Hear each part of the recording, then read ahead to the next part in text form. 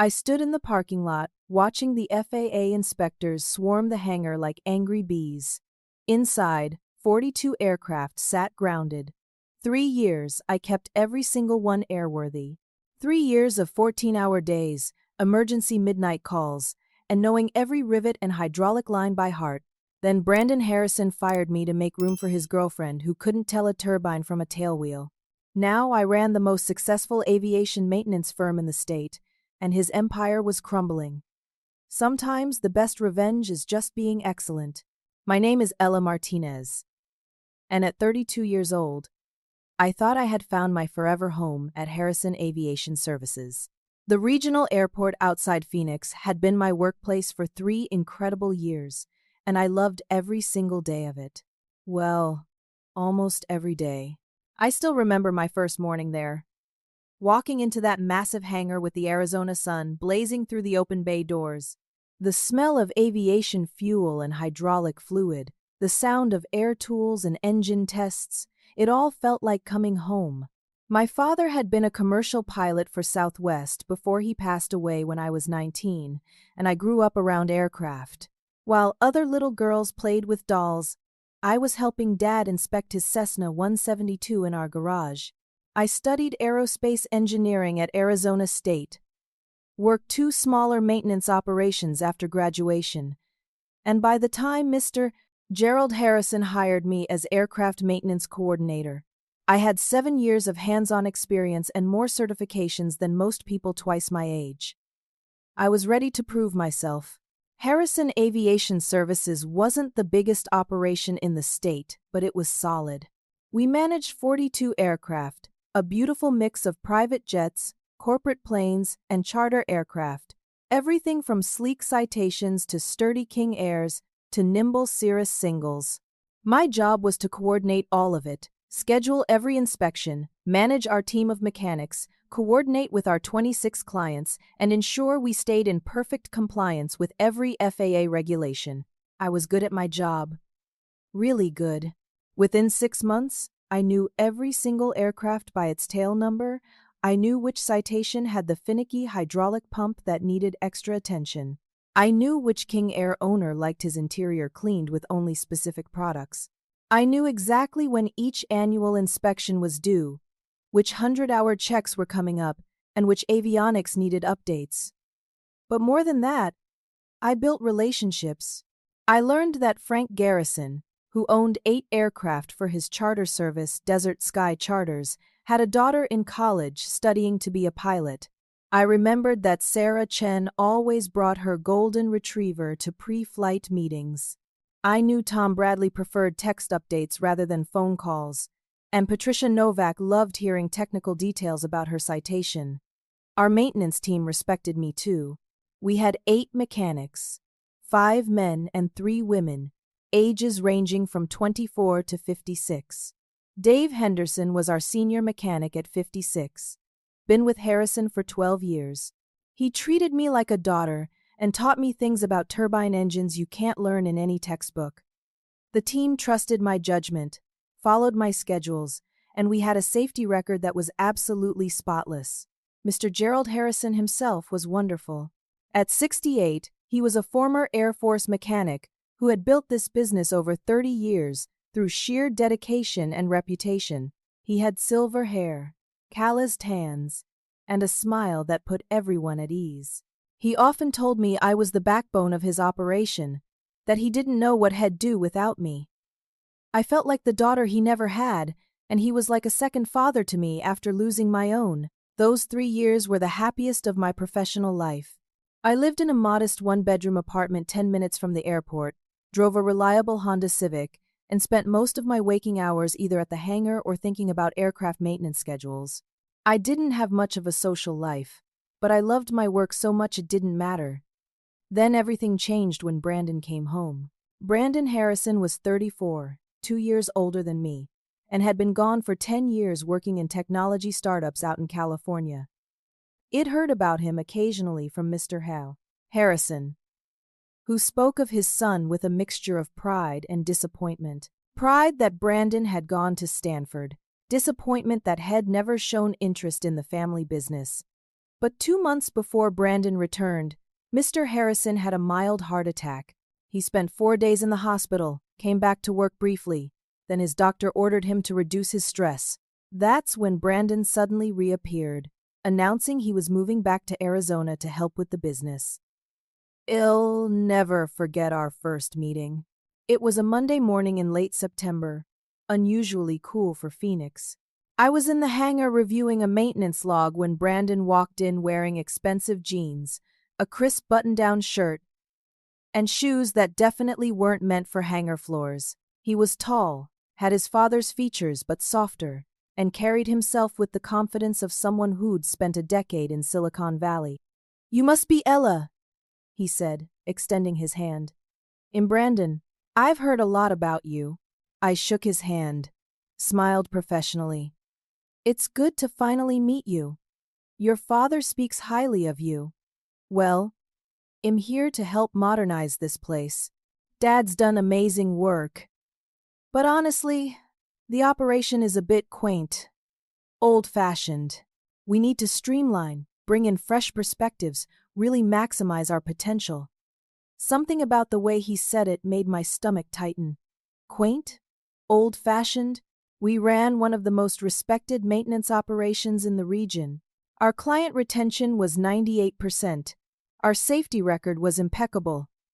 Over the next few weeks, Brandon held meetings. Lots of meetings. He brought in a business consultant named Julian, who wore three-piece suits to a hangar and knew absolutely nothing about aviation. Julian kept using buzzwords like synergy and optimization and low-hanging fruit. He suggested we cut our maintenance staff from 8 mechanics to 5 to reduce payroll. I pushed back hard in that meeting. We can't cut 3 mechanics. We barely keep up with the workload as it is. During busy months, everyone's already working 50-hour weeks. Julian smiled condescendingly. "That's why we need to work smarter, not harder." "This isn't about working smarter," I said, trying to keep my voice level. "Aircraft maintenance has specific time requirements. You can't just decide to work faster. Safety margins exist for reasons." Brandon jumped in. "We appreciate your perspective, Ella, but we need to trust the process here. Change is always uncomfortable at first." I left that meeting feeling uneasy. Change wasn't always bad, I told myself. Maybe I was being too resistant. Maybe I needed to give Brandon a chance. But then the real problem arrived. It was a Friday afternoon in mid-October. Brandon called an all-staff meeting at 4 o'clock. Everyone gathered in the small conference room adjacent to the hangar. Mr. Harrison was notably absent, still recovering at home more than he was in the office these days. Brandon stood at the head of the table, practically bouncing with excitement. "I want to introduce you all to my partner who's going to help us modernize our client relations and really bring Harrison Aviation into the 21st century." The door opened, and in walked a woman who looked like she'd stepped off a fashion runway rather than into an aircraft maintenance facility. She was about 28, tall and slender, with perfectly styled blonde hair, dramatic makeup, and a designer dress that probably cost more than my monthly rent. Her heels clicked on the concrete floor. "Everyone, this is Crystal Bennett. Crystal is coming on board as our new client experience manager." I blinked. Client experience manager? That position didn't exist. I was the one who managed client relationships as part of my coordinator role. Crystal smiled brilliantly at the room. "Hi, everyone. I'm so excited to be here. I have a background in marketing and luxury client services. I spent the last 3 years at Premier Motors selling high-end vehicles, and am thrilled to bring that same level of sophistication to Harrison Aviation." Dave Henderson, our senior mechanic, caught my eye across the table. He raised his eyebrows slightly. I knew what he was thinking because I was thinking it too. What does selling cars have to do with aircraft maintenance? After the meeting, I pulled Brandon aside. "Can I ask what Crystal's specific responsibilities will be?" "She'll be handling all client-facing communications, managing our brand image, overseeing the customer experience. You'll work closely with her. Work closely with her, or report to her." Brandon's smile tightened slightly. Let's not get caught up in hierarchy.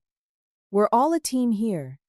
That non-answer told me everything I needed to know. Crystal was being positioned above me, despite having zero aviation experience and despite the fact that I'd built every single client relationship this company had. I drove home that evening, with a knot in my stomach. For the first time in 3 years, I dreaded going to work the next morning. Crystal wasted no time making her presence known. Within her first week, she redecorated the front office, replacing Mr. Harrison's old wooden desk and family photos with modern glass furniture and abstract art. She redesigned our company website, created glossy new brochures, and changed our business cards to feature a logo that looked more suited to a tech startup than an aviation service. She focused obsessively on what she called aesthetics and brand image. She hired a photographer to take promotional photos of our aircraft, but she wanted them shot during golden hour for optimal lighting rather than during actual maintenance operations. She talked about our Instagram presence and social media engagement. None of this addressed what actually mattered: keeping 42 aircraft safe and airworthy. But worse than the superficial changes was how Crystal inserted herself into my client relationships. She started attending my scheduled meetings with owners and operators. At first, she just sat quietly, observing. Then she began interjecting with comments about our enhanced service offerings and premium experience packages, terms that meant nothing in the context of aircraft maintenance. I remember one particularly painful meeting with Frank Garrison. Frank's Desert Sky Charters was our largest client with 8 aircraft, and he was a no-nonsense businessman who cared about reliability and safety above everything else. We were discussing the scheduled engine overhaul on one of his citations. "The engine's at TBO," I explained. "Time between overhaul. Manufacturer recommends 3,500 hours. We're at 3,480. We should schedule it for next month." Crystal jumped in brightly. "You know, Frank, we're also offering premium air for all tire services now. It really enhances the performance." Frank looked confused. I felt my face flush with embarrassment. Crystal means nitrogen inflation for tires. It's standard practice, not a premium service. Frank nodded slowly, glancing between us. "Right. So about that engine overhaul." After the meeting, I pulled Crystal aside. "Please don't jump into technical discussions when you're not sure about the terminology." She laughed lightly. "Oh, Ella, don't be so serious." Frank loved the energy I brought to the meeting. Frank looked confused because you suggested we charge him extra for something we already do as standard practice. Her smile disappeared. "Maybe the problem is you're too focused on technical details and not enough on the client experience." I opened my mouth to respond, then closed it. What was the point? Brandon clearly supported everything Crystal did. And then things got worse. Crystal convinced Brandon to delay the scheduled engine overhaul for Frank's citation. The parts cost $72,000, and Crystal argued we should push it another 200 hours to spread out the expense. I was horrified. "You can't do that. The engine is at TBO. That's not a suggestion. It's a safety margin. We're already pushing it." Brandon sighed like I was being difficult. "Ella, well, monitor it closely. If anything looks wrong, well, ground it immediately. By the time something looks wrong, it could be catastrophic. Well, take that risk. It's my decision." 2 weeks later, during a routine pre-flight test, that citation's engine developed a catastrophic oil pressure failure. Thank God it happened on the ground and not in flight. No one was hurt, but the emergency repair cost $98,000, far more than the planned overhaul would have cost. Plus, Frank's aircraft was grounded for 3 weeks. Frank was furious. He called me directly, bypassing Brandon and Crystal entirely. "Ella, what the hell happened? You told me that engine needed work." "I know, Frank. Management made a different decision." "Management? You mean Brandon and that girlfriend of his?" I didn't confirm or deny. "The engine's being repaired now. I'm personally overseeing it. I trust you, Ella. I don't trust them." That conversation should have been a wake-up call for Brandon, but instead, Crystal blamed the mechanics. She suggested that Dave or one of the other techs had made a mistake during the last inspection. I defended my team fiercely, showing the maintenance logs that proved the engine had been properly maintained but was simply at the end of its service life. Brandon sided with Crystal anyway. The personal attacks started small. Crystal would make little comments about my appearance. "You know, Ella, if you dressed more professionally, I think clients would take you more seriously." I wore practical work clothes, steel-toed boots, khaki pants, and our company polo shirt. I was in the hangar daily, climbing ladders, inspecting aircraft, working alongside the mechanics. Crystal wore designer dresses and 4-inch heels and had never once entered the hangar. Brandon laughed at Crystal's jokes at my expense. In meetings, they'd exchange glances when I raised concerns. I started to feel like an outsider in the company I'd helped build. The office atmosphere became toxic. Crystal brought in her friend Tiffany as an assistant manager, another marketing person with no aviation background. The two of them formed a clique, often having private conversations that stopped when I walked by. They went to lunch together, left me out of decisions, and generally made it clear I wasn't part of their inner circle. Then came the budget cuts I wasn't consulted about. Brandon announced we were reducing the maintenance staff. 2 mechanics were laid off, including one of our best turbine specialists. That left us with only 6 mechanics to handle 42 aircraft. I had to deliver the news to the team. Dave looked at me with sad, knowing eyes. "This place is going downhill fast, Ella." "I know," I whispered. "I'm trying to stop it." "You can't stop a train that's already left the tracks." The remaining 6 mechanics were overworked and demoralized. Maintenance schedules started slipping. We were still meeting FAA minimums, but barely. The excellence that had defined Harrison Aviation was eroding day by day. And then I discovered what Crystal was really doing. I was looking for a client file one afternoon and accidentally opened Crystal's email on the shared office computer where she'd forgotten to log out. I know I shouldn't have read it, but one subject line caught my eye. Transitioning client relationships. The email was to Brandon.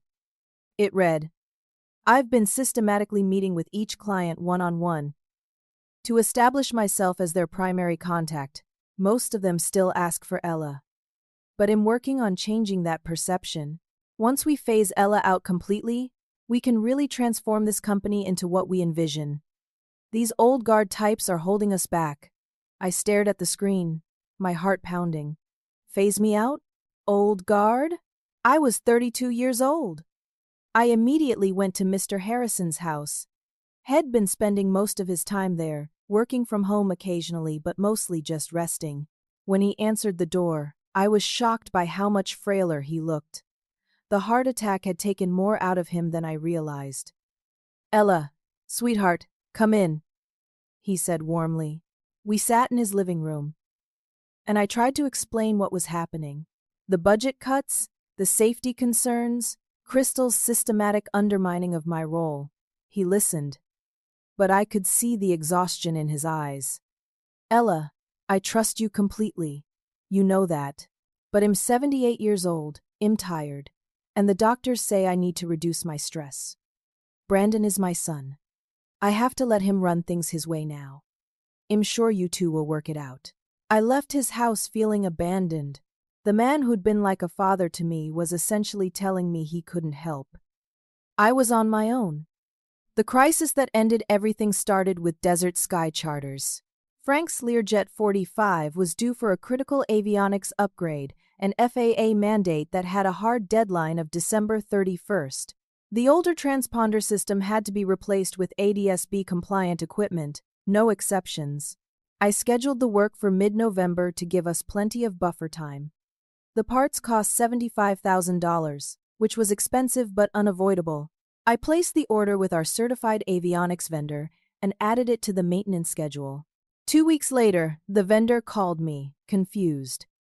"Ella, we got a cancellation notice for the Desert Sky Learjet parts order. Did you mean to do that?" My blood ran cold. I absolutely did not cancel that order. It came from a Crystal Bennett. She said you'd ordered the wrong equipment and they were going with a different vendor. I hung up and marched straight to Brandon's office. Crystal was there, feet up on his desk, scrolling through her phone. They both looked up when I burst in. You canceled the Desert Sky avionics upgrade. I tried to keep my voice level, but I could hear it shaking with anger. Crystal rolled her eyes. We're handling it differently. I found a cheaper vendor who can do it for $48,000 instead of $75,000. That's a savings of $27,000. You're welcome. That cheaper vendor isn't FAA certified. We can't use unapproved parts on a commercial aircraft. It's illegal. Brandon held up his hand. Ella, calm down. Crystal did her research. This vendor comes highly recommended. Recommended by whom? Car salespeople? Brandon, this is an FAA mandate. We have to use approved parts from approved vendors, with proper documentation and certificates. If we install uncertified avionics, the FAA will ground that aircraft and possibly suspend our repair station certificate. We could lose everything. Crystal sat up, her voice dripping with condescension. Maybe the problem is you're too rigid, Ella. Too old school. You can't accept that there are more efficient ways to do things. This isn't about efficiency. This is about federal law and safety. I've been doing this for 10 years. I know what I'm talking about. And I've been managing high-value client relationships for 5 years. Sometimes you have to think outside the box. I turned to Brandon, pleading now. Please, look up the FAA regulations yourself. I'm not making this up. If we do this, it's not just wrong, it's criminal. We'd be falsifying maintenance records. Brandon's expression hardened. You're being dramatic. Crystal's trying to save this company money, and you're fighting her on everything. Maybe you're the one who can't accept change. I felt like I'd been slapped. I'm trying to protect this company and our clients. Crystal suddenly started crying, real tears streaming down her face. She's always like this, Brandon, always undermining us. She can't accept that things are different now. She treats me like I'm stupid just because I don't have an aviation background. Brandon immediately moved to comfort her. Hey, it's okay. It's not okay, Crystal sobbed. She's been bad-mouthing us to clients. Frank Garrison told me just last week that Ella said we didn't know what we were doing. I froze. That is absolutely not true. I have never said anything like that. Brandon looked at me coldly. Frank did mention that you seemed resistant to new management. Because I explained why his engine needed an overhaul. An overhaul you delayed, which caused his aircraft to be grounded for 3 weeks. Crystal wiped her tears, and I swear I saw the slightest hint of a smirk before she composed her face back into wounded victim mode. She'd played Brandon perfectly, and had fallen for it completely. Brandon stood up, his jaw set. I think it's time we made a change. Ella, we're letting you go. The world tilted. What? You're firing me? We're restructuring. Your position is being eliminated. Crystal will assume your responsibilities. I couldn't breathe. Crystal can't do my job. She doesn't have the certifications. She doesn't have the knowledge. She doesn't have the experience. She can't even read a maintenance log. Well, train her. She's smart and capable. You have until end of day to clear out your desk. What about the aircraft I've maintained? The clients I've built relationships with for 3 years. Brandon's voice was ice. There are clients, our aircraft. You're just an employee, Ella. And your employment is terminated effective immediately. The humiliation of what happened next will stay with me forever. Tiffany escorted me to my desk like I was some kind of security threat. I packed my personal items into a cardboard box while Crystal watched from Brandon's office window, not even pretending to hide her satisfaction. The mechanics looked devastated. Dave mouthed him sorry from across the hangar, but there was nothing he could do. I carried that box to my car, 3 years of my life reduced to a few photographs and a coffee mug. I sat in the parking lot and cried harder than I'd cried since my father died. I'd given everything to this company. I'd sacrificed relationships, free time, my health sometimes, all for a job I loved, and they'd thrown me away like I was nothing. I drove home in a daze, went into my apartment, set the box down, and collapsed on my couch. I stayed there for 2 days, barely eating, replaying everything in my mind. Had I been too rigid? Too old-fashioned? Had I really been the problem? But by the 3rd day, something shifted. The sadness hardened into something else. Anger, determination, clarity. I pulled out my employment contract and read every word. There it was in black and white, no non-compete clause. When Mr. Harrison hired me, Head trusted me completely. He never imagined I'd leave, so Head never restricted what I could do if I did. I thought about those client relationships I'd built. Every phone number, every email address, I had them all in my personal phone. I thought about the maintenance records I'd kept in my own organized files, my own system that was more thorough than the company's official logs. I thought about the mechanics who respected me, who'd learned to trust my judgment over 3 years. And I realized something. Brandon was wrong. They weren't his clients. Those people had chosen to work with Harrison Aviation because of the service they received, because of the expertise, because of me. I called Dave Henderson. He answered on the 2nd ring. Ella, how are you holding up? Dave, I need to ask you something, and I need you to be honest. If I started my own aviation maintenance operation, would you be interested in working for me? There was a pause. Then, in a heartbeat, this place is falling apart without you. 2 more guys are already looking for other jobs. When do we start? For the next week, I barely slept. I researched everything about starting an aviation maintenance business. The requirements were extensive but not impossible. I'd need an FAA repair station certificate, insurance, hangar space, tools, equipment, and qualified mechanics. The startup costs were substantial, probably close to $200,000. I had $43,000 in savings. Enough to live on for about 4 months if I was careful. Not nearly enough to start a business. But I kept researching, kept planning. I made lists, drew up budgets, mapped out exactly what I'd need. The FAA repair station certificate would take about 3 months to get approved, but I could start doing owner-authorized work in the meantime. There were legal structures to consider, insurance policies to research, vendors to contact. The breakthrough came on a Thursday afternoon. My phone rang with a number I recognized, Frank Garrison. Ella, I need to talk to you. Can we meet for coffee? We met at a small cafe near the airport. Frank was in his mid-50s, successful in real estate development, and had built Desert Sky charters from a single aircraft to 8 over the past decade. He was tough but fair, and I'd always respected him. What happened, Ella? Crystal told us you quit to pursue other opportunities. I took a breath and told him the truth. All of it. The firing, Crystal's incompetence, the canceled avionics order, everything. Frank's face darkened as I spoke. I knew something was off. That woman has rescheduled my annual inspection twice now, and she never returns my calls. Last week, I called about a minor issue with one of my King Airs, and she suggested I bring it in for an oil change. Ella, it's a turbine. It doesn't have oil changes like a piston engine. Despite everything, I almost laughed. She doesn't know the difference.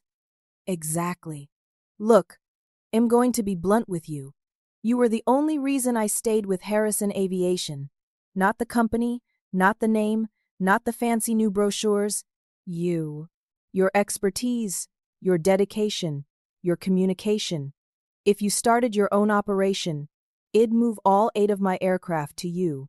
My heart started pounding. Frank, starting an aviation maintenance business requires significant capital.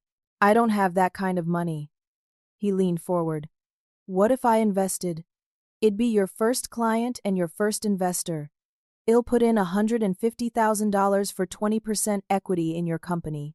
You keep control, you run it your way, and I get reliable maintenance for my fleet plus a stake in what I think will be a very successful business."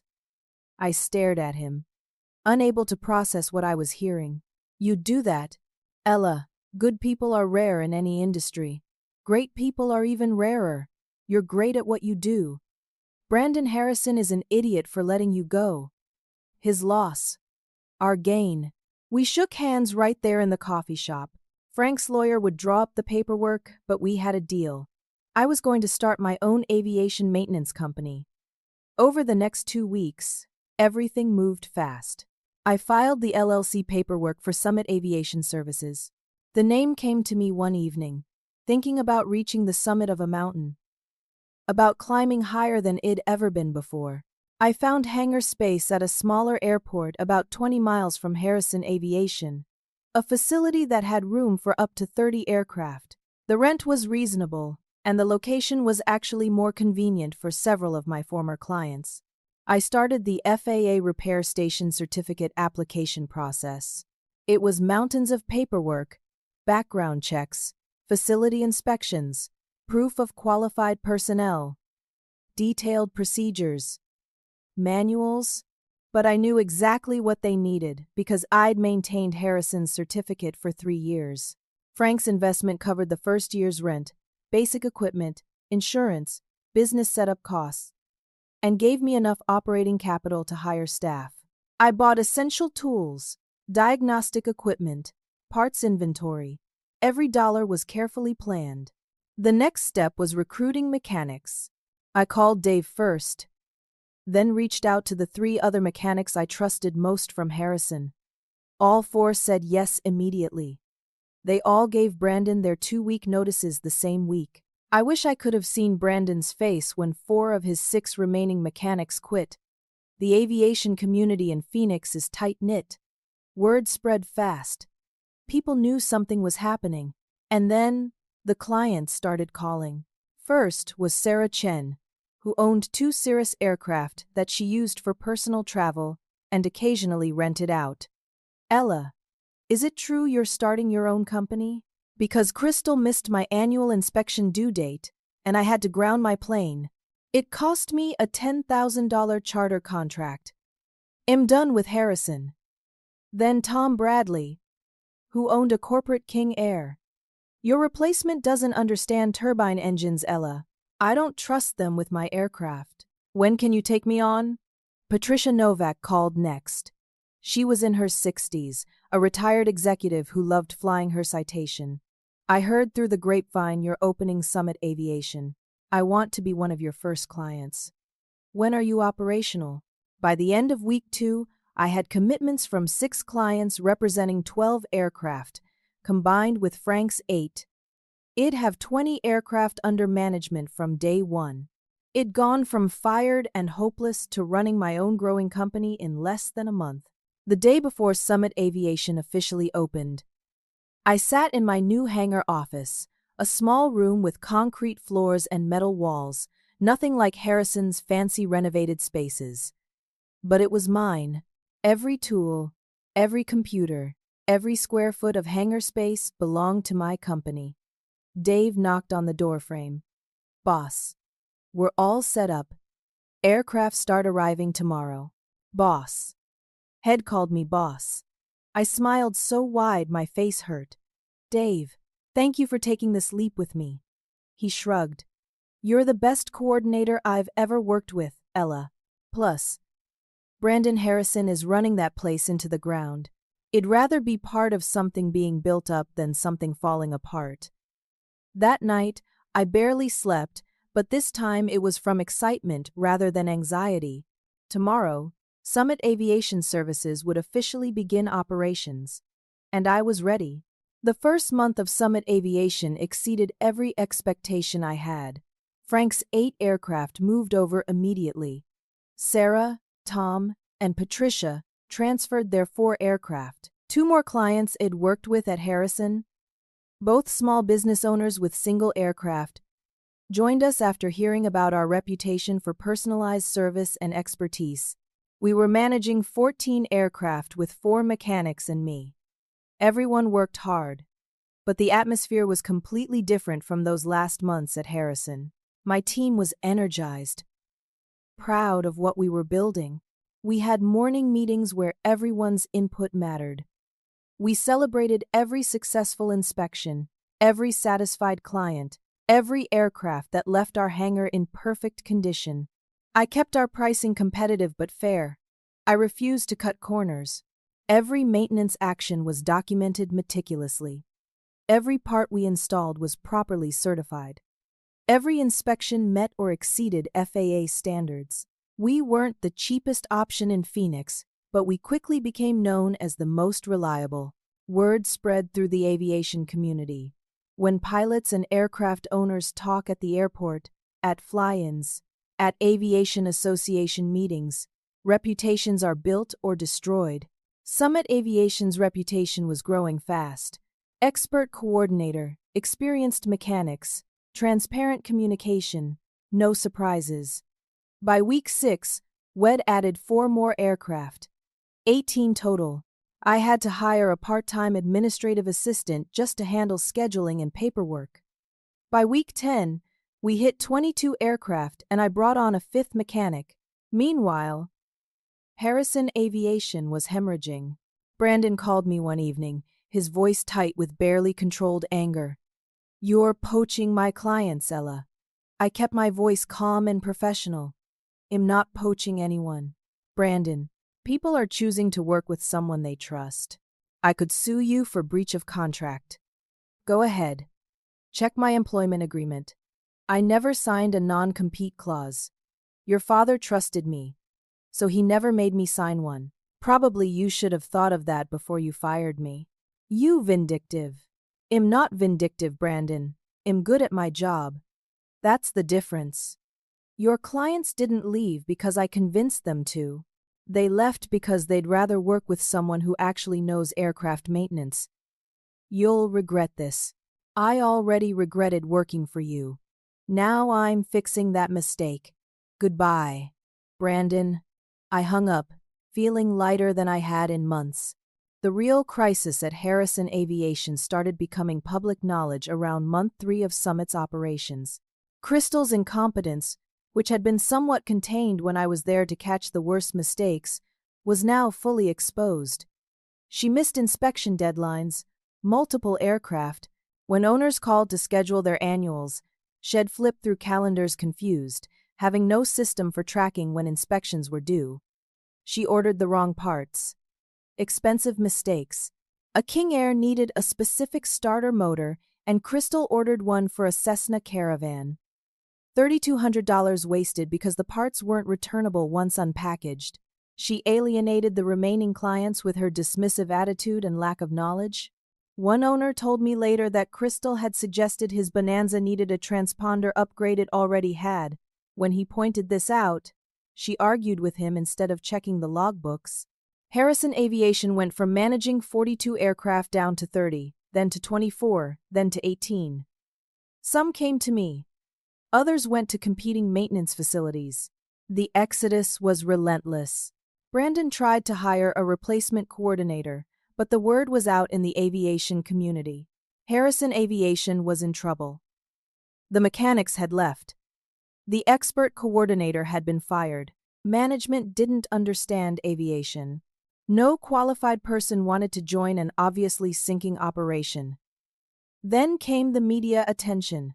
The local aviation newsletter, Desert Wings Weekly, ran a feature story about new businesses in the Phoenix aviation community. The headline was "Industry Veteran Launches Summit Aviation After Controversial Departure." The article was professionally written and carefully worded, but the implications were clear. It mentioned my 3 years keeping 42 aircraft airworthy at Harrison Aviation. It mentioned significant management changes leading to my departure. It mentioned that several longtime clients have followed Martinez to her new venture, citing her expertise and personalized service. The article quoted Frank Garrison. "Ella Martinez is one of the most knowledgeable and dedicated aviation professionals I've worked with in 30 years of aircraft ownership. Summit Aviation represents the gold standard in maintenance coordination. It quoted Patricia Novak. I sleep better at night knowing Ella is managing my aircraft maintenance. Her attention to detail is unmatched. The article never said anything explicitly negative about Harrison Aviation, but it didn't have to. Anyone reading between the lines could see the story. Talented employee fired. Start successful competing business. Clients follow. 3 more aircraft owners contacted me after that article published. By month 4, Summit Aviation was managing 26 aircraft. I had to hire 2 more mechanics and lease additional hangar space. I upgraded our diagnostic equipment, invested in better tools, and started offering specialized services like pre-buy inspections for people considering aircraft purchases. Every dollar we earned went back into making Summit Aviation better. And then I got the phone call that changed everything. It was a Tuesday afternoon in February. I was in the hangar reviewing a maintenance log when my cell phone rang. Unknown number. This is Ella. Miss Martinez? This is Janet Torres. I'm an inspector with the FAA Flight Standards District Office. Do you have a few minutes to talk? My heart rate immediately spiked. The FAA calling was always serious. Of course. Is there a problem with one of my aircraft? No. Nothing like that. Actually, I'm calling about Harrison Aviation Services. We've received a complaint filed anonymously about potential maintenance irregularities. The complaint references several specific instances of delayed inspections, use of potentially unapproved parts, and inadequate maintenance documentation. I chose my words very carefully. I haven't worked at Harrison Aviation since October. I wouldn't have any current information about their operations. I understand that, but the complaint specifically mentions decisions made after your departure, including a canceled avionics upgrade order and pressure on mechanics to extend maintenance intervals beyond recommended limits. The complaint suggests that you might have documentation from your time there that could help us understand the facility's maintenance practices. Someone had reported Harrison Aviation to the FAA. One of the mechanics I didn't recruit must have finally had enough and blown the whistle. And the inspector was asking me to provide evidence. I thought about Brandon firing me, about Crystal's smug face, about being escorted out with a cardboard box. I thought about how they'd treated my mechanics, about the safety shortcuts they'd taken, about their complete disregard for the expertise that keeps aircraft and people safe. Miss Torres, I keep very thorough personal records. If you're conducting an official investigation, I'd be willing to provide documentation showing the maintenance schedules and practices that were in place during my tenure and what changes were proposed after I left. That would be very helpful. Can you come to our office tomorrow? I'll be there. I spent that evening gathering everything. My personal maintenance logs, copies of emails discussing the Desert Sky avionics cancellation, documentation showing the delayed engine overhaul that led to the citation failure, budget memos showing the mechanic layoffs. Everything organized, everything factual, everything dated and documented. The next day, I spent 3 hours at the FAA office providing copies of everything I had. I answered questions honestly and directly. I didn't editorialize or embellish. I just provided facts. Janet Torres thanked me as I left. We'll be conducting a full inspection of Harrison Aviation Services. This information is very helpful. I drove back to Summit Aviation knowing that I'd just set in motion something that couldn't be stopped. The FAA doesn't mess around when it comes to aviation safety. 2 weeks after my meeting with Janet Torres, 6 FAA inspectors descended on Harrison Aviation unannounced. They spent 3 full days inspecting every aircraft, reviewing every maintenance log, interviewing every remaining staff member, and examining every procedure. I heard about it through Dave, who still had friends among the 2 mechanics Brandon hadn't fired. Apparently, Brandon had panicked immediately, calling Crystal repeatedly, both of them running around trying to locate documentation they couldn't find because they'd never properly maintained it in the first place. The inspection results were devastating. The FAA found multiple violations. 4 aircraft with missed inspection deadlines. Not by days, but by weeks or months. These aircraft were technically not airworthy and should have been grounded. The Desert Sky Learjet still didn't have its ADS-B-compliant transponder installed, despite the federal deadline having passed 2 months earlier. The aircraft was immediately grounded, documentation gaps everywhere. Maintenance actions performed but not properly logged, parts installed without proper traceability paperwork. Inspection sign-offs by mechanics who'd already quit, evidence of the unapproved avionics parts Crystal had tried to order. While the parts had never been installed, the attempt alone showed a pattern of disregard for regulations. 3 aircraft were immediately grounded pending proper inspections and documentation. The FAA issued Harrison Aviation Services a notice of proposed enforcement action, which is serious. It meant fines, possibly suspension of their repair station certificate, and mandatory corrective action plans. The news spread through the Phoenix aviation community like wildfire. Aircraft owners who'd stayed with Harrison out of loyalty or inertia suddenly couldn't leave fast enough. 6 more clients called me in 1 week. Brandon called me again, and this time his voice wasn't angry. It was desperate. "Ella, please. I need your help. Name your price, whatever you want. Come back and fix this." I almost felt sorry for him. Almost. "Brandon, I have my own company now. I'm not interested in saving yours. This is sabotage." "You reported us to the FAA. I provided factual documentation when asked by federal investigators during an official inquiry. That's called honesty, Brandon. You should try it sometime. We're going to lose everything. You already lost everything that mattered. You fired the person holding it all together. You replaced expertise with your girlfriend's charm. You chose appearance over substance. This isn't sabotage, Brandon. This is consequences." I hung up. Crystal quit 3 days later. I heard through the grapevine that she and Brandon had a massive fight in the office, loud enough that people in the hangar heard every word. "This is your fault," Crystal had screamed. "You should have kept Ella happy. You should have listened to her. You said she was the problem," Brandon yelled back. "You said we didn't need her. This was your idea.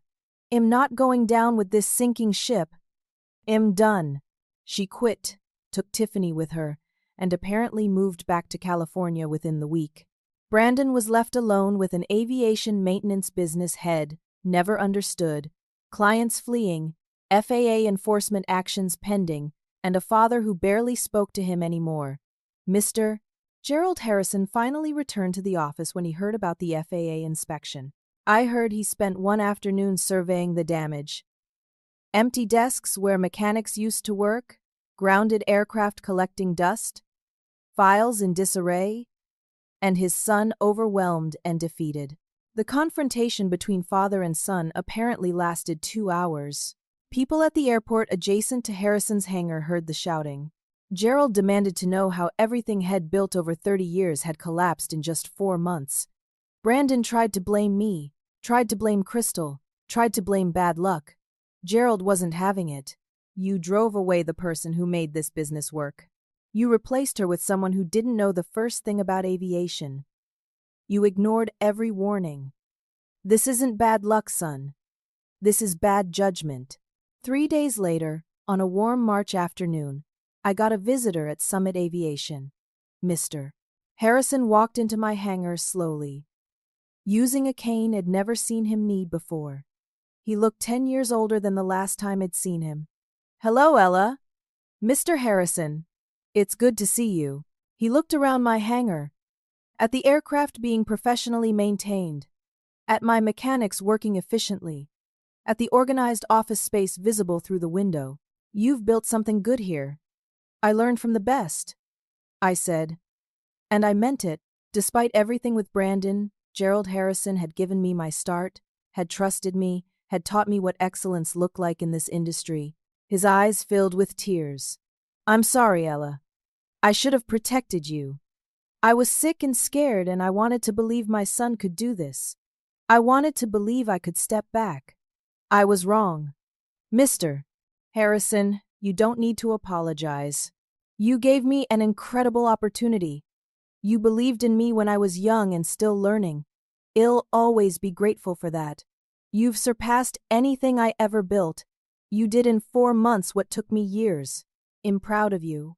We stood there for a moment, and I felt like I was saying goodbye to a chapter of my life that had been important, even though it ended badly. Then Gerald Harrison said something I didn't expect.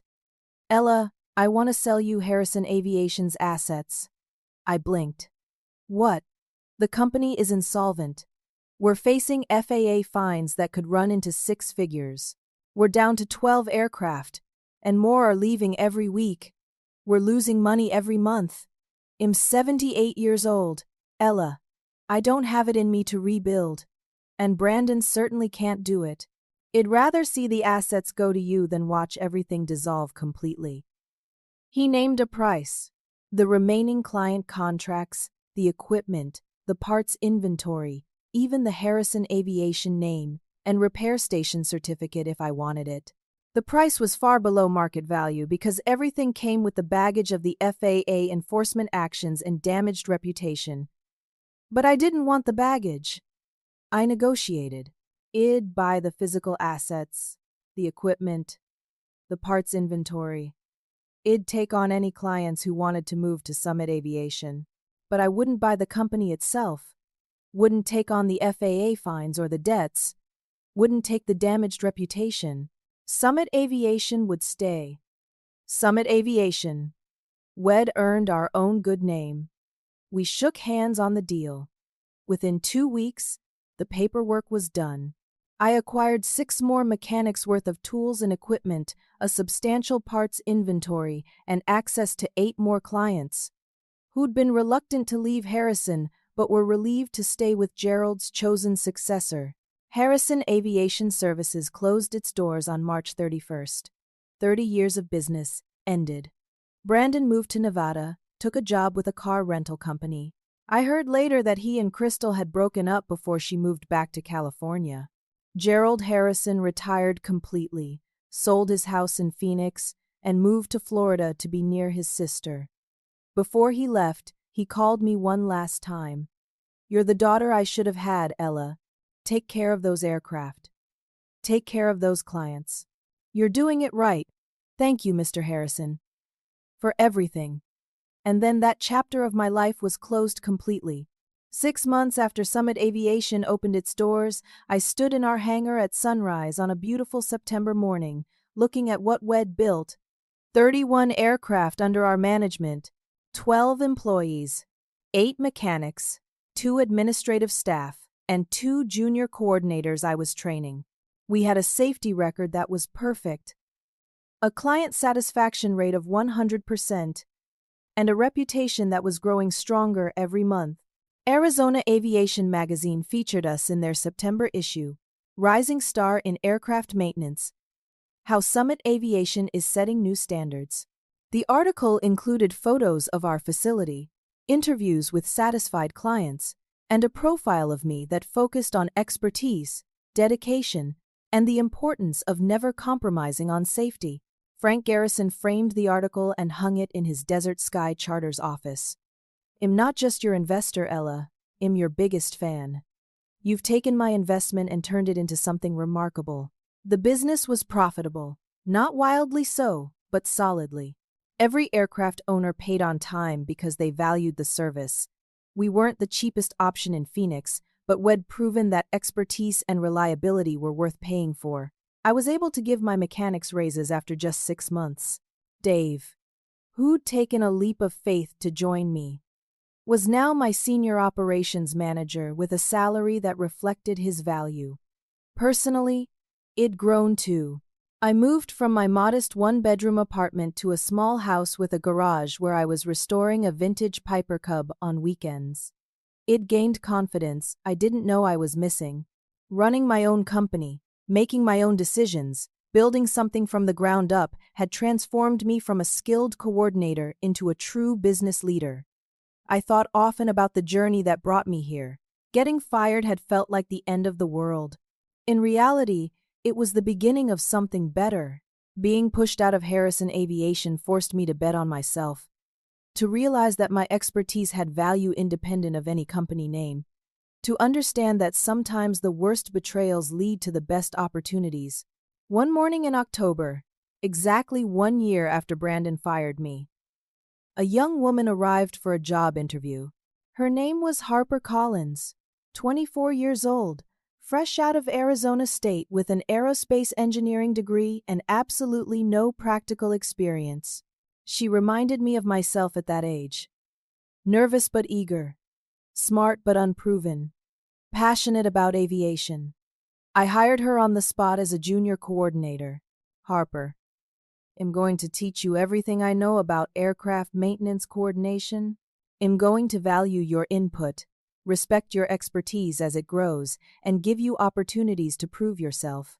And in exchange, I expect dedication, honesty, and a commitment to never compromising on safety. Deal. Her eyes lit up. Deal. Thank you, Miss Martinez.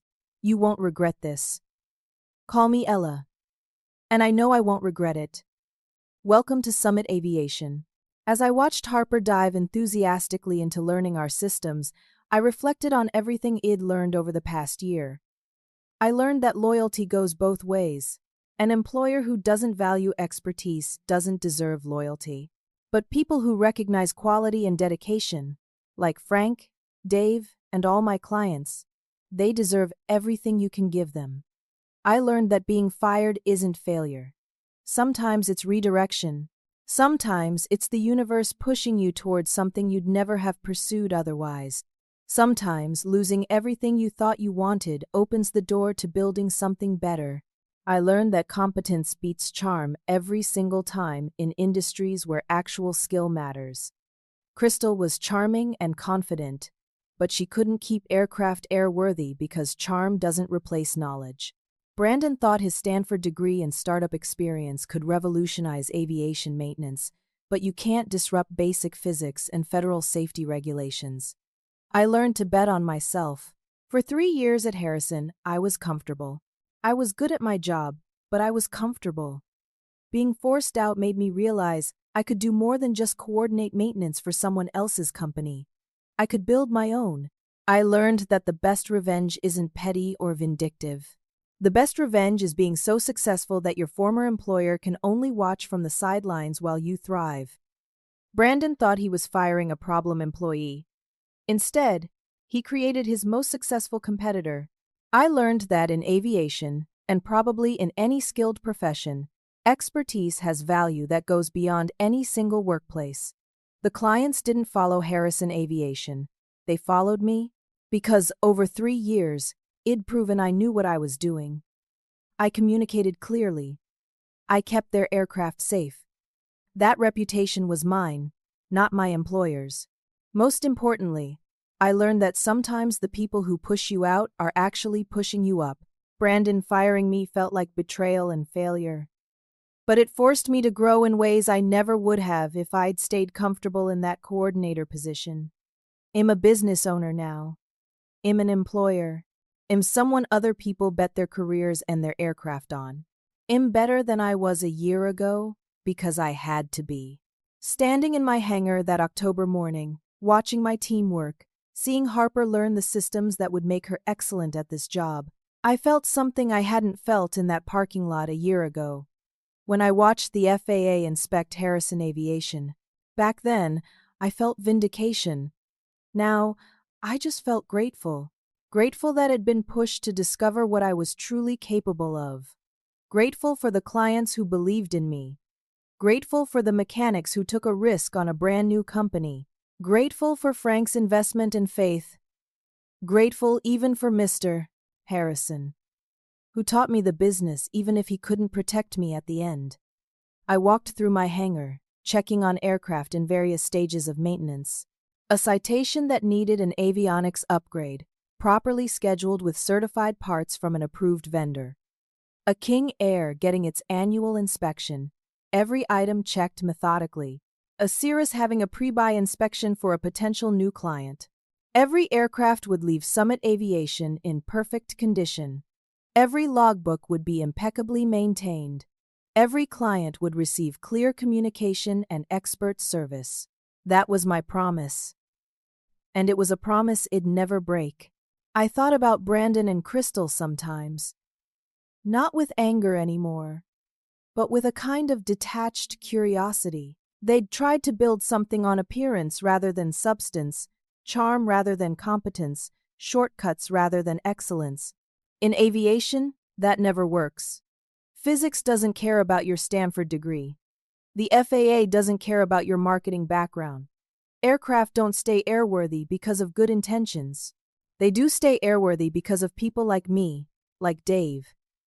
Like every skilled mechanic and coordinator who knows that excellence isn't optional in an industry where mistakes can cost lives. 3 years I kept 42 aircraft flying for Harrison Aviation. Now I kept my own aircraft flying. And I did it better than anyone else in the region. That was the real victory. Not Brandon's failure, but my success. Not their collapse, but my rise.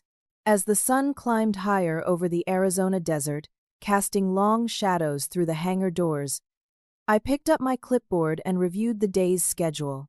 15 aircraft to check on, 3 clients coming in for meetings, a conference call with a potential new client who'd heard about our reputation, and training time with Harper in the afternoon. It was going to be a busy day. But then again, I loved busy days. I loved this work. I loved what it built. And I owed it all to the day Brandon Harrison thought he was firing me, when really, he was freeing me to become everything I was meant to be. So, here's my question for you. Have you ever had a moment that felt like total failure turn out to be the best thing that could have happened to you? Have you ever been pushed out of something, only to realize later that you were being pushed towards something better? I'd love to hear your stories in the comments below. If this story resonated with you, if you've ever felt undervalued at work or had to bet on yourself, please hit that like button.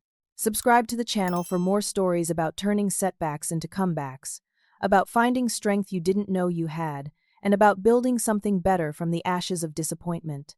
And share this with anyone who needs to hear that being fired isn't the end of your story. Sometimes, it's just the beginning of a better chapter. Thank you for listening to my story. I hope it reminded you that expertise has value, that competence matters, and that sometimes, the best revenge really is just being excellent at what you do. Keep flying high, and remember, the people who push you out might actually be pushing you up.